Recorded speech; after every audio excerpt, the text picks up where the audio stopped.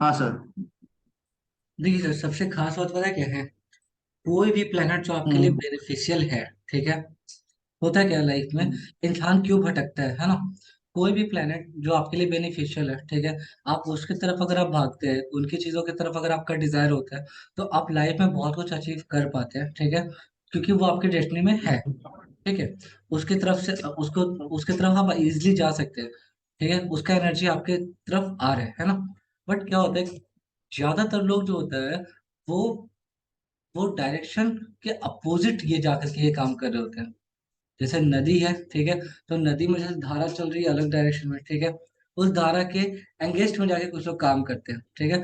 उन लोगों को लाइफ में हार्ड वर्क ज्यादा करना पड़ता है और अचीवमेंट भी बहुत कम हो पाता है, ठीक है।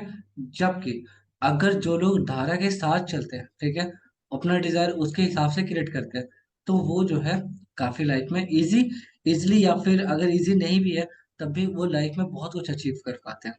अब जैसे आप ये चार्ट देख रहे थे, पाइसेस असेंडेंट है ना, आपको क्लियरली दिख रहा है हम्म। कि यहाँ पे कुछ प्लांट जो है वो अच्छे रिजल्ट नहीं दे रहे। जैसे हम्म। जैसे यहाँ पे सन अच्छे रिजल्ट नहीं दे रहा है ना? ठीक है, पाइसेस हम्म।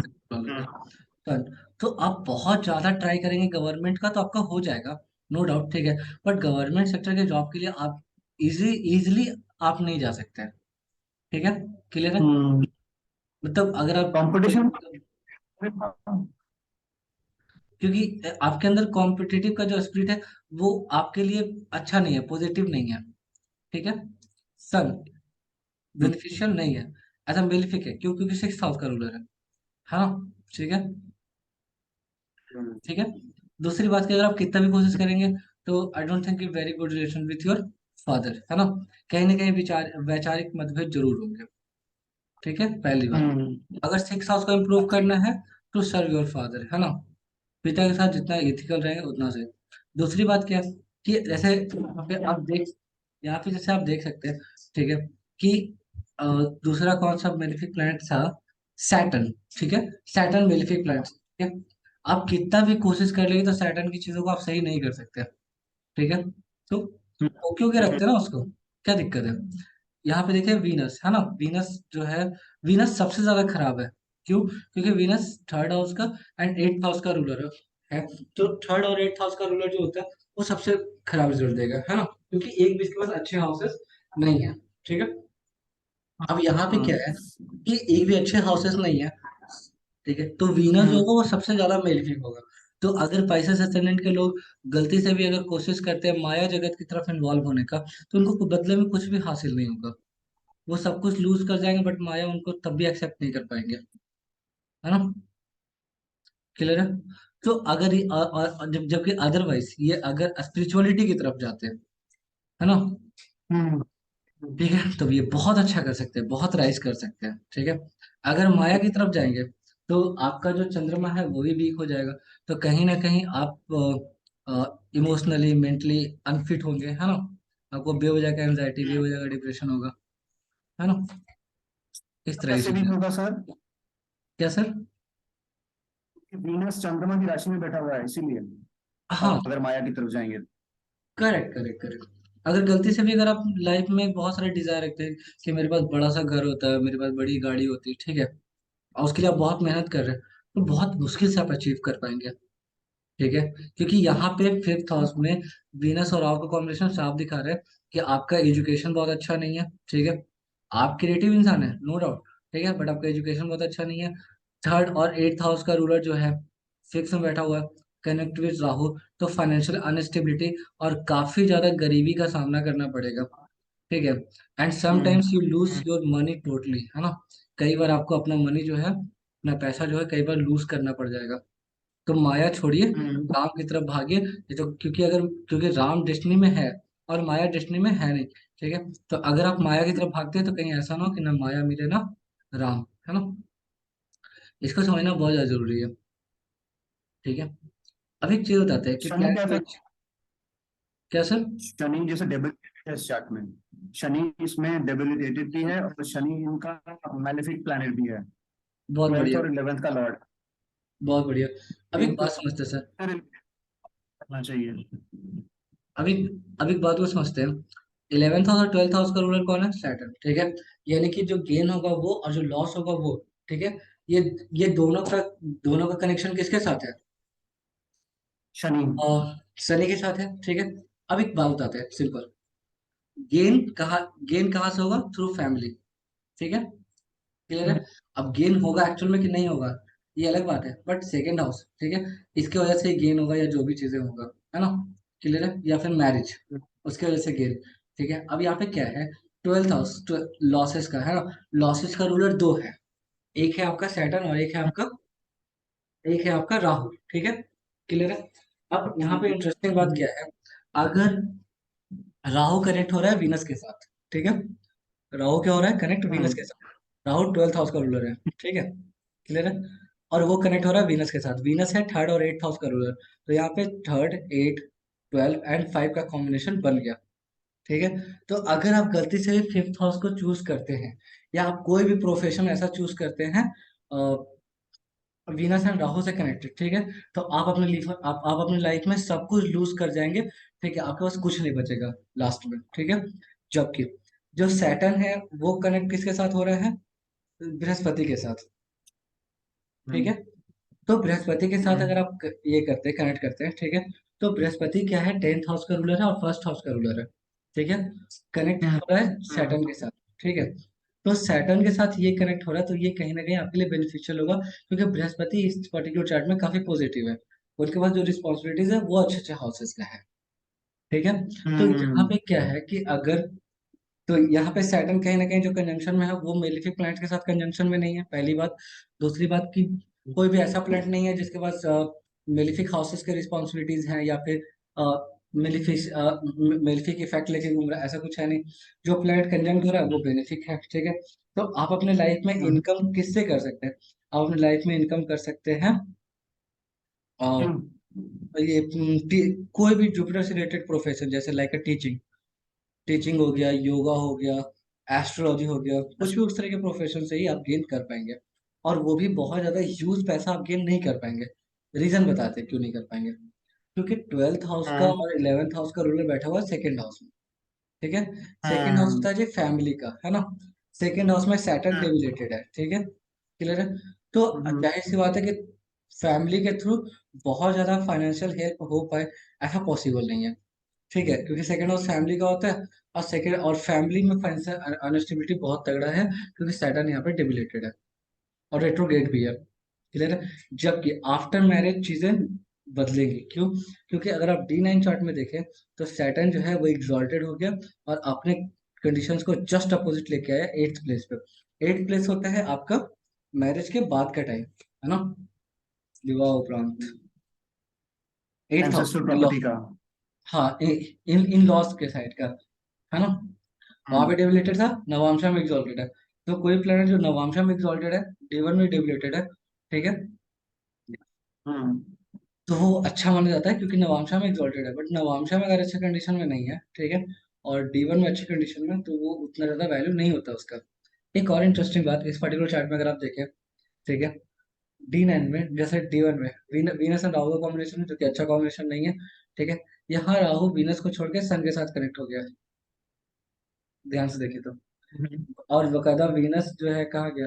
वीनस 12th हाउस में चला गया विथ मरकरी, ठीक है। हम्म क्लियर है। अब वीनस तो आपको पता है कि वीनस कहाँ कहाँ का रूलर है भाई? थर्ड और 8th हाउस का रूलर 12th हाउस में बैठा हुआ है, क्लियर है। हम्म और साथ में मरकरी के साथ बैठ गया। मरकरी कहाँ का रूलर है? 7th house and 4th house. Fourth और सेवेंथ का रूलर 12th में बैठा हुआ है, क्लियर है। और हम्म वीनस जो है थर्ड और हम्म 8th हाउस का रूलर, ठीक है। मतलब ये है कि आपका जो इन लॉज होगा वो, ठीक है, आपका इन लॉज, आपके हस्बैंड, आपका घर का सर्कमस्टांसेस, ठीक है, वो कंप्लीटली चेंज हो जाएगा, ठीक है। और जिस कल्चर में आप पली बड़ी हैं, ठीक है, उस कल्चर से बिल्कुल डिफरेंट कल्चर में आपका हम्म मतलब ये चीज होगा। क्यों? 12th प्लेस रिप्रेजेंट करता है डिफरेंट कास्ट, रिलीजन, कल्चर, ठीक है, एवरीथिंग। वहां पे हम्म क्या है? वीनस और मरकरी कॉम्बिनेशन है। तो इस कॉम्बिनेशन को यूजफुल तभी कह सकते हैं जब ये चीजें डिफरेंट हो। क्योंकि अगर आप लोग सेम चीजें में अगर करते हैं, ठीक है, जैसे हो सकता है घर के आसपास ही शादी कर लिए, या फिर कुछ भी, मतलब सेम कल्चर को ही अडॉप्ट किए हुए रह गए जो आपके घर में पहले से था, ठीक है। क्लियर है? तो फिर ये चीजें बेनिफिशियल ना होकर बेनिफिक इम्पैक्ट डालेगा वीनस एंड मरकरी। ठीक है। हम्म। हाँ, यही बात है जी। ठीक है। ठीक है। आगे बढ़ा जाए। हाँ जी सर। ठीक। अब लोग आगे बढ़ते हैं, यहाँ पे समझते हैं सर। इससे तो थोड़ा एक्सप्लेन करिएगा, क्या कहना चाह रहा है ये। Not only maturity of planets, but dashas also play a significant role in the chart.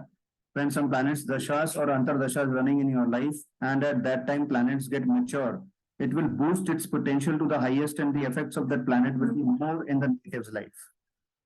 मतलब सर मेच्योरिटी के साथ अगर दशा भी आ जाए तो, और उसी समय अगर मेच्योर भी हो रहा है प्लैनेट, तो उस समय उसका हाईएस्ट पोटेंशियल और इफेक्ट देखने को मिलेगा नेटिव की लाइफ में। बहुत बढ़िया। अब यहाँ पे सवाल ये है कि जिस प्लैनेट की दशा चल रही है, जैसे जो भी एज है, फॉर एग्जाम्पल इसका एज अभी 23-24 के आसपास है, ठीक है, मान लेते हैं 24 है, ठीक है।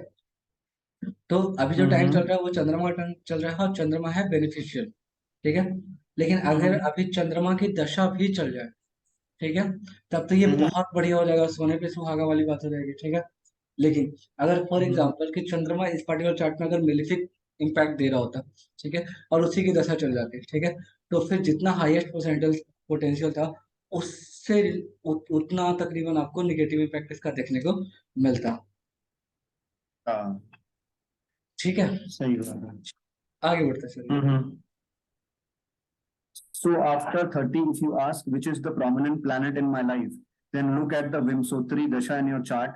The planet who's going through its Dasha or Antardasha will be prominent and affect you in a certain way, positive or negative, depending upon its placement. तो आफ्टर 30 ज्यादा प्लैनेट्स तो होते नहीं हैं जो मैच्योर होंगे। ऑलरेडी मैक्सिमम प्लैनेट्स हो चुके हैं, शायद इसलिए कह रहे हैं कि आप फिर दशा और अंतर्दशा को देख के ये बताएं कि किस प्लैनेट का इफेक्ट होगा।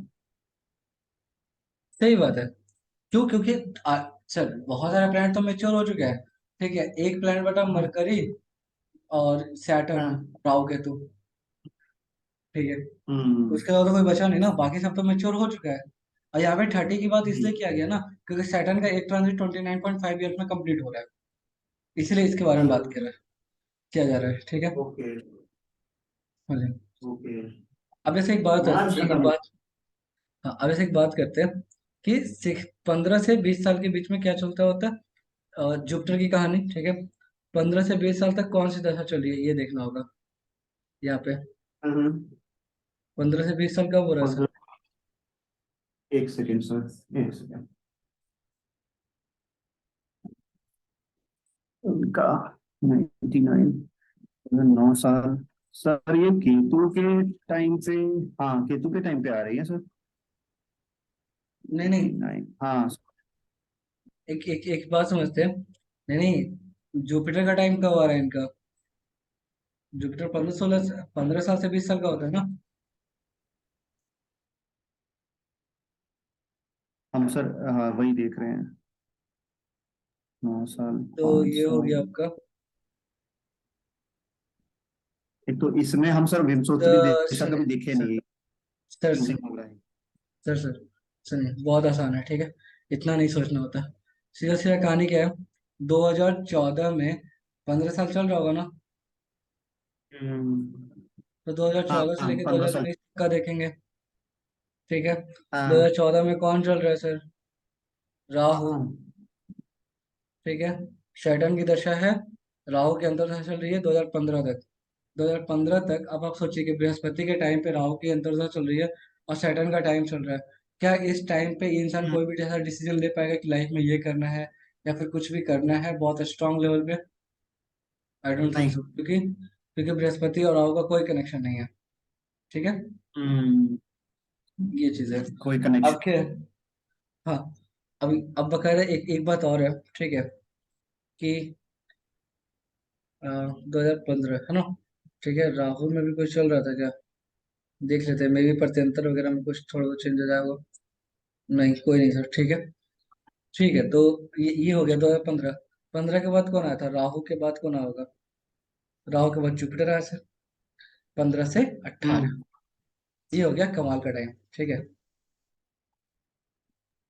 अगर आप ध्यान से देखें, ठीक है सर जी, तो 2015 में इंसान का एज कितना हो गया, 16 साल।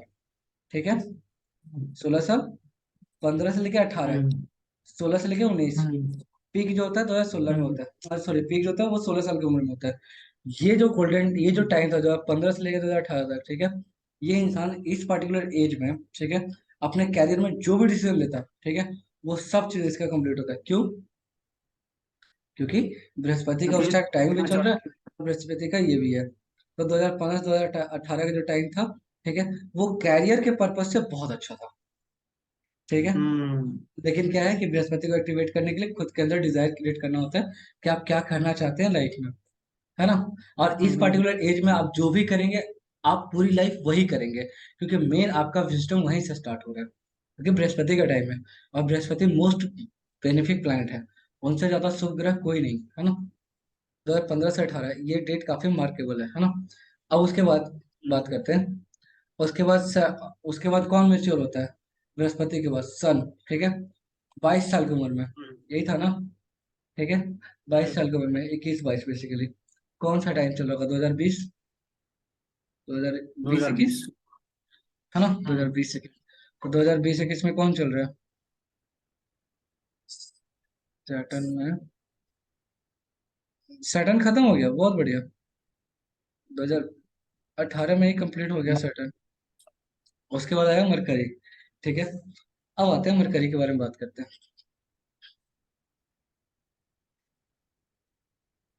मरकरी में इनका अंतरदशा क्या है सर? अंतरदशा चलाइए। एक सेकंड सर, मरकरी 18 से 35 स्टार्ट हुआ, मतलब मरकरी ही चल रहा है ना। अब मरकरी में क्या है कि और ठीक है, मरकरी में चल रहा है अंतरदशा। 2020 केतु 21 में कौन चल रहा है? 20 21 में के, केतु। 20 21 केतु केतु, और वीनस को भी इंक्लूड कर लेते सर। या हाँ एक, या केतु को लेके चलिए। ठीक है, केतु को लेके चलिए। अब सर एक चीज सोचिए, सन का टाइम चल रहा है, हम्म ठीक है, और अंतरदशा में हम्म मरकरी और केतु चल रहा है, ठीक है, क्या सन को एफ्लिक्ट करने हम्म देगा? नहीं। ठीक है, सन का टाइम पूरा हम्म खराब जाएगा। 20 21 बिल्कुल भी अच्छा टाइम नहीं गया। ठीक है, कैरियर जिस टाइम हम्म सेट करने का टाइम था, उस टाइम हो ही नहीं पाया, सिंपल।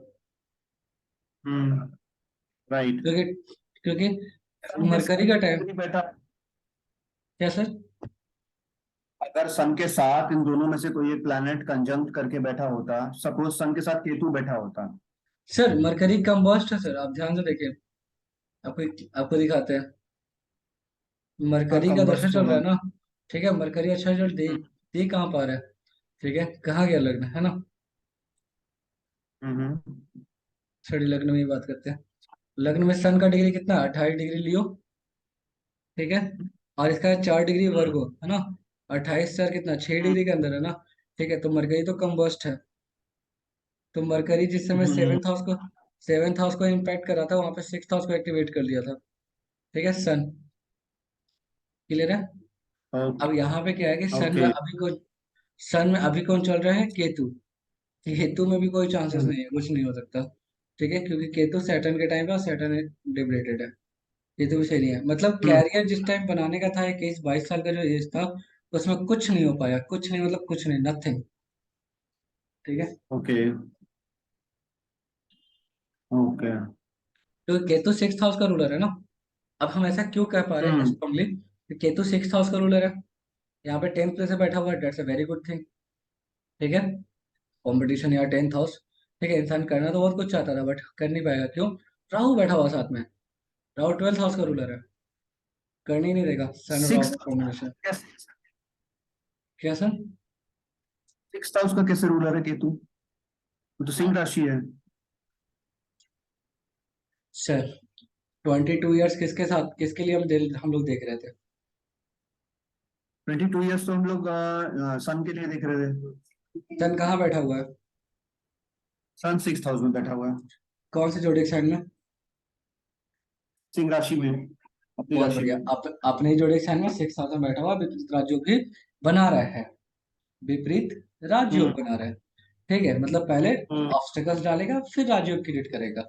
अब यहाँ पे सवाल ये हम्म है कि इसका नवांशा देखिए, तो सन जो है नवांशा में आके 10th हाउस में बैठ गया। ठीक है, कि ना किसके साथ कनेक्ट कर दिया, राहु के साथ। दोनों का डिग्री का डिफरेंसेस देख लीजिए, ऐसा तो नहीं ना कि दोनों का डिग्री डिफरेंसेस बहुत ज्यादा है। ये है D9। सन कितना है, 16 डिग्री सेल्सियस, और राहु कितना है, 2 डिग्री सेल्सियस। 16 और 2 का डिफरेंसेस कितना, 16 और 2 का मतलब क्या हो गया सर, इधर 16 इधर और काफी। सेल्सियस।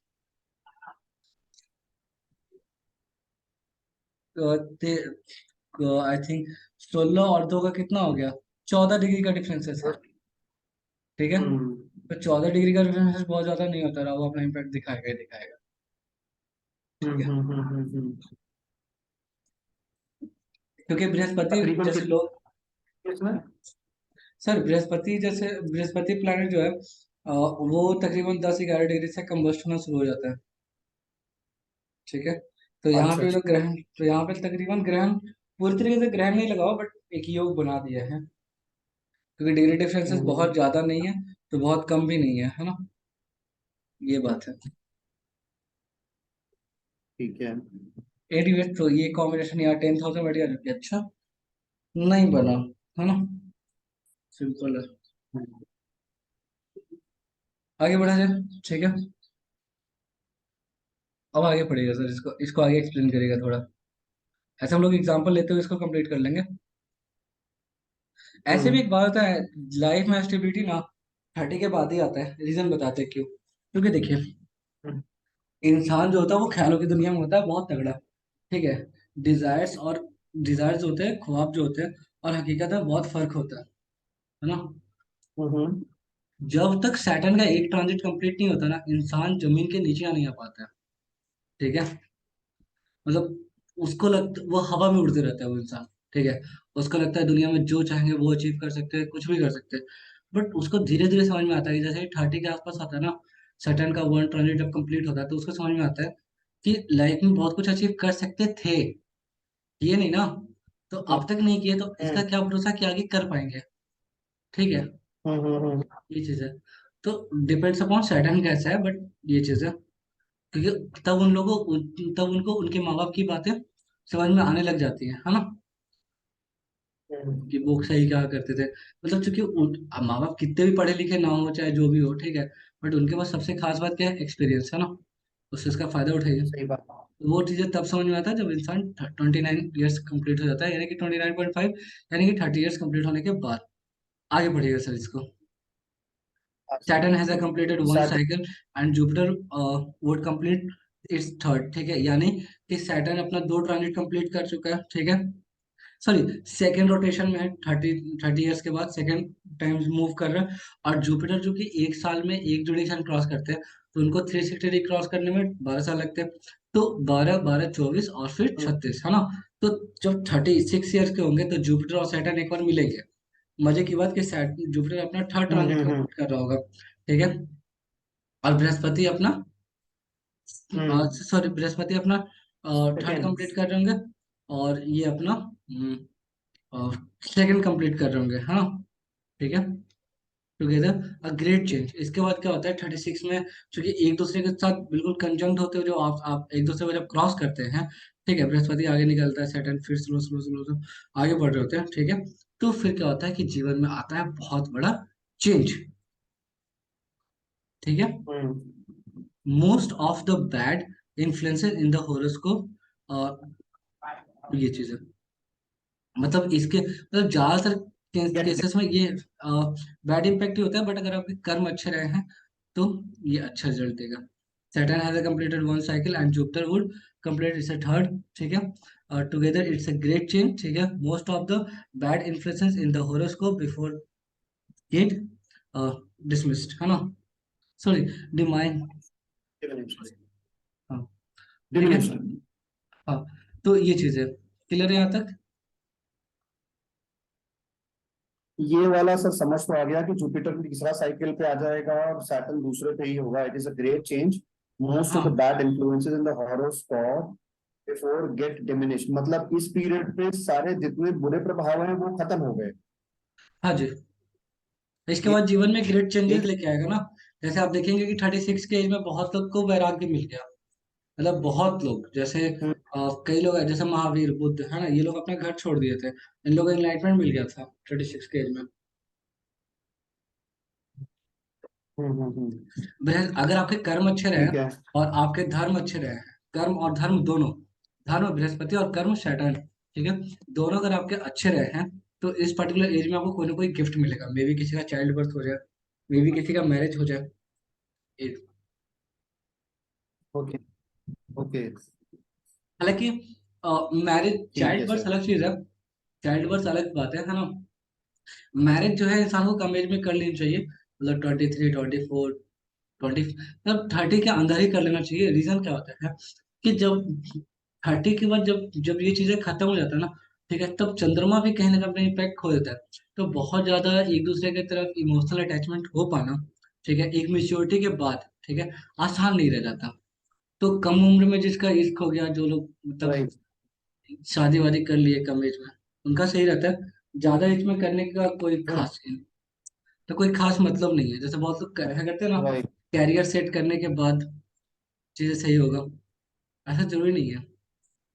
सही बात है। कैरियर सेट होने के बाद भी सही बात है सर। बहुत बहुत अच्छा लाइफ रह पाएगा, इसका क्या गारंटी है, ठीक है, जबकि कई बार ऐसा हाँ होता है हाँ। कि कैरियर सेट नहीं है, बट अगर हस्बैंड वाइफ के बीच में काफी अच्छा मतलब एक दूसरे के साथ इंटीमेसी है, एक दूसरे के साथ अच्छा प्रेम प्रसंग है, तो फिर चीजें उतना डिस्टर्ब नहीं करती, मेरे हिसाब से, ये मेरा ओपिनियन हम्म। है। लोग अलग हो सकता है, ठीक है। हम्म। आगे बढ़ते हैं सर, इसको समझाइएगा, ये बहुत इंपॉर्टेंट पॉइंट है, ठीक है, लास्ट वाला। हाँ sir. Saturn takes 30 years to complete a cycle in zodiac. Jupiter takes 12. When Jupiter has completed its second cycle at 24 and entered third, Saturn is yet in its first. And when Saturn has completed its first at 30, Jupiter is still stuck in its second cycle, which it began when Saturn was in the first cycle. 30th year does not allow a complete change as Jupiter is still carrying the impacts from Saturn's first cycle. It is at the 36th year of one's life that all of the planets begin their journey afresh. अच्छा, 30 ये साल चीज लग अभी हम जाता है समझाए सैटर्न भी को। थे। हाँ, ये चीज अभी हम समझाए थे हम्म। ऊपर में। अब इसको आप एक्सप्लेन करिए सर, क्या कहना चाह रहे हैं ये। सर एक पूरा सर्कल कंप्लीट करने में सैटर्न को 30 साल लग जाते हैं, जोडियाक को कंप्लीट करने में। और 360 जुपिटर को डिग्री वही कंप्लीट कर। हाँ 12 जी। साल लगते हैं। हाँ, जुपिटर को 12 साल लगते हैं। तो जुपिटर जब सेकेंड राउंड पे आता है उस समय, सेकेंड राउंड कंप्लीट करके थर्ड राउंड पे आता है, उस समय सैटर्न सिर्फ फर्स्ट राउंड पे ही होता है, उसके एंड पे होता है, कंप्लीट कर रहा होता है। जुपिटर आता है 24वें साल में, थर्ड राउंड पे एंटर करता है। और सही सैटर्न बात। उस समय 30 साल कंप्लीट होते हैं, उसको 6 साल बाकी होता है। तो ये कहने का मतलब है कि जब 30 साल किसी के भी कंप्लीट हो जाते हैं, तो कंप्लीट चेंज नहीं आता। क्योंकि जुपिटर तो भले 2 साइकिल अपने कंप्लीट कर चुका है, लेकिन वो सैटर्न के फर्स्ट साइकिल पे ही है अभी तक। सैटर्न अभी तक फर्स्ट साइकिल भी अपना कंप्लीट नहीं किया है। तो 36th ईयर में ऐसा होता है कि तीनों, मतलब जितने भी प्लैनेट्स हैं, सब लोग अपनी नई लाइफ फ्रेश शुरू करते हैं। तो सारे जितने भी प्लैनेट्स हैं, सबने कुछ ना कुछ टर्न्स ले लिए हैं, और जो आपस का इम्पैक्ट है वो भी खत्म हो चुका है। 36th ईयर में ही सारे प्लैनेट्स नए तरीके से अपनी लाइफ शुरू करते हैं। सही बात है। इसका एक बेसिक एग्जांपल लेते हैं सर, बहुत आसान है। देखिए, हम्म। स्लो मूविंग प्लैनेट जो होते हैं वो लाइफ में ज्यादा इम्पैक्ट डालते हैं, हाँ, सिंपल स्टोरी है, ठीक है। जुपिटर जो, तो जुपिटर स्लो मूविंग प्लैनेट है, और सैटर्न तो उसका तो आपको केस समझ में आ गया 36 ईयर में, ठीक है, क्लियर हम्म। है ना। हम्म। अब मजे की बात कि राहु और केतु जो है, ठीक है, उनका ट्रांजिट 18-18 साल में होता है, तो 18 दूनी 36, एक पॉइंट पे वो भी आके मिल हम्म। रहा है, ठीक है। राहु और केतु जहां पे से घूमे थे वहां पहुंचे 18 साल में, फिर से क्वाड्रेंट लिया और 36 ईयर में एग्जैक्ट उसी पॉइंट पे पहुंचे। मतलब यहाँ पे जुपिटर, राहु, केतु और सैटर्न, ये चार लोग आपस में मिल रहे हैं, ठीक है, क्लियर है। अब अगर इसी चीज को अगर आप देखना चाहें, तो आप इस चीज को ऐसे समझ सकते हैं, अगर आप इसको ऐसे मैच करते हैं तो, ठीक है, सन, ठीक है, मून, अब सन है, तो सन तो एग्जैक्टली उसी टाइम पे आके मिल ही सकता है 36 ईयर में, इसका तो एक साल में कंप्लीट करते हैं। चंद्रमा, वीनस, और मतलब जो मेन प्लैनेट्स है या जो भी प्लैनेट्स है, उनका बहुत स्ट्रांगली बहुत सारी चीजें वो सीख चुके हैं, बहुत हद तक मेच्योर हो चुके हैं, ठीक है। जैसे अगर हम्म। हम चार्ट देखा जाए, देखिए बहुत सारे प्लैनेट्स आपको साफ दिखेंगे, जैसे आप इस पर्टिकुलर चार्ट में याद रखिएगा। बृहस्पति कहाँ बैठे हुए हैं? सेकंड हाउस में, ठीक है। सैटर्न भी सेवेंथ हाउस में बैठे हुए हैं। राहु केतु कहाँ है? हम्म, कैंसर में, और यहाँ कैप्रिकॉर्न में, ठीक है। 36 हम्म। ईयर इंसान का कब कंप्लीट होगा? 36 ईयर जब आएगा, यानी कि 2035 में हाँ जी। हम लोग ट्रांजिट देखेंगे उसी के आसपास, है ना। जून का ही लगाते हैं, हम्म, 2035, ठीक है। ट्रांजिट कैलकुलेशन पैसे है ना। जुपिटर अपनी जगह पहुंच गया, ठीक है। क्लियर है? एक सेकेंड, जून 2035, 35 लेके चल रहे ना। हम्म, 35 में हम्म। 36 कंप्लीट हो जाएगा, हाँ, कंप्लीट हो जाएगा।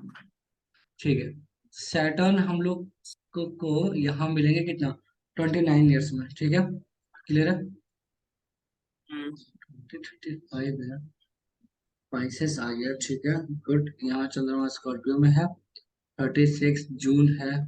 सितंबर में था ना इसका बर्थ, सितंबर 15th ना। हम्म, हाँ, कहाँ गया स्पाइसेस, ठीक है। स्पाइसेस, बृहस्पति यहाँ बैठे हुए हैं, ठीक है। मार्स का तो ध्यान नहीं देना, ठीक है, क्योंकि मार्स वगैरह वहां पहुंच जाएंगे। यहाँ भी एक चीज समझ नहीं आया, बृहस्पति है, जुपिटर और सैटर्न है। सैटर्न। हाँ, राहु वो केतु वो जुपिटर। हाँ, राहु की तो कहाँ था इनका? राहु था, आई थिंक कैंसर में था, है ना। 11th पे। कैंसर में था, हाँ। तो थोड़ा टाइम पहले जाना पड़ेगा। 34 कर लीजिए, 36 साल। राहु पहुंच गया लियो में, और थोड़ा टाइम लेना पड़ेगा, 34 या 33, क्योंकि जिस टाइम एग्जैक्टली आपको वो टाइम निकालना है ना, जिस टाइम चीजें ये रहेगा। राहु इसमें जा रहा है, एक अच्छा, वो सेकंड, तो एक पीछे सेकंड। जाएगा ना सर? अच्छा, हाँ देखिए, वो तो पीछे ही जाएगा। 36 लगा लेते हैं ना। अब आ जाएगा। अब आ जाएगा वीनस एंड आ राहु गया। 36 में, ठीक है। और जुपिटर हाँ, कहाँ गया? Jupiter Jupiter Jupiter Jupiter, house. ओहो, जुपिटर यहाँ आ गया ना।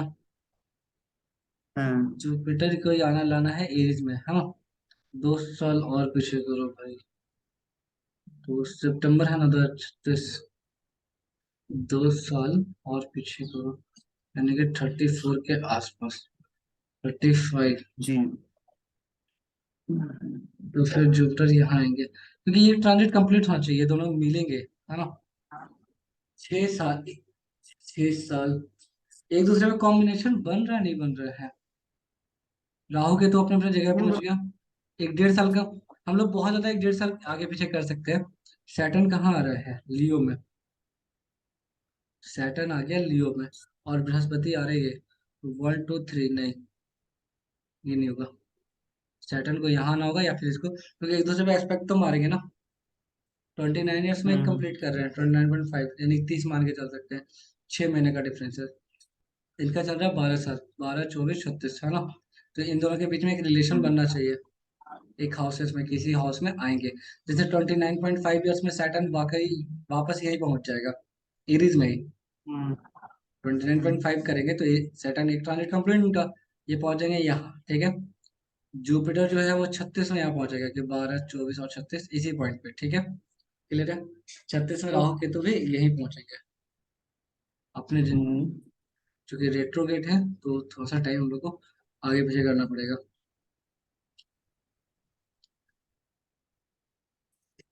जुपिटर थोड़ा सा नहीं मिल रहा है।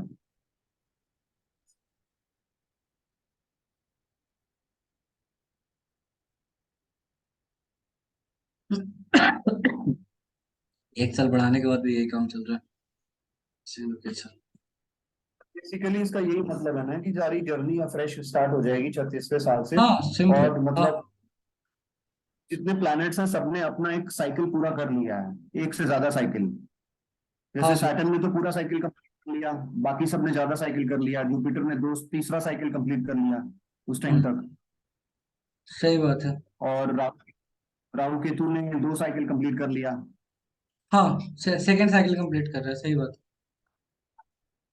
वही चीज है सर, तो दिसंबर नहीं, वैसे देखा जाए जनवरी।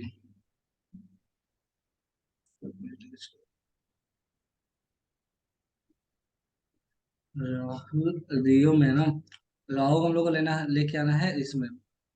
तो मार्च कर लो फिर, मार्च या अप्रैल।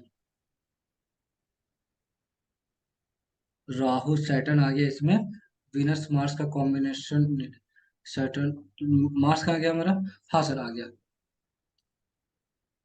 हाँ, अप्रैल 2036, यानी कि 36 है ना, तो इसका 37 या मतलब 36 के एज इसका भी जाएगा, 36 37 का एज। क्योंकि राहु सैटर्न का कॉम्बिनेशन बन गया, ठीक है। और बृहस्पति अपनी जगह पे एक ट्रांजिट कंप्लीट कर लिए, ठीक है। राहु अपनी जगह पे जहाँ पे है वहीं पे आ गया। पाइसेस, सर पाइसेस था ना, ये हाँ सेवन था ना, पाइसेस। ठीक है। जुपिटर जहाँ थे वहीं बैठे हुए, हाँ जुपिटर के साथ सन आ गया, ठीक है। मरकरी तो खैर ट्रांजिट हो सकता है, कोई बड़ा चीज नहीं है, ठीक है। और यहाँ पे कौन आ गया, सैटर्न एंड राहु। केतु अपनी जगह पहुंच गया।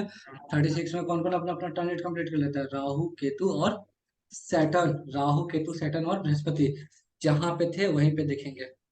नहीं, राहु केतु सैटर्न नहीं, सैटर्न इसलिए नहीं क्योंकि सैटर्न जो है दो हाउसेस आगे मिलेंगे ना, तो सैटर्न 2.5 2.5 साल में आगे बढ़ेंगे ना। 29.5, 30, 31, 32, 32 में है। 32 में 35 यहाँ, 36 में यहाँ बैठ जाएंगे, हाँ करेक्ट। यहाँ पे भी होंगे, तो दो तीन हाउसेस आगे। तो क्लियर सर, ये जो टाइम होगा ये सबसे ज्यादा चेंज लाने वाला होगा लाइफ में, ठीक है। ये 36 से ज्यादा हो गया इसका, एक साल हाँ और सर, ज्यादा बढ़ गया।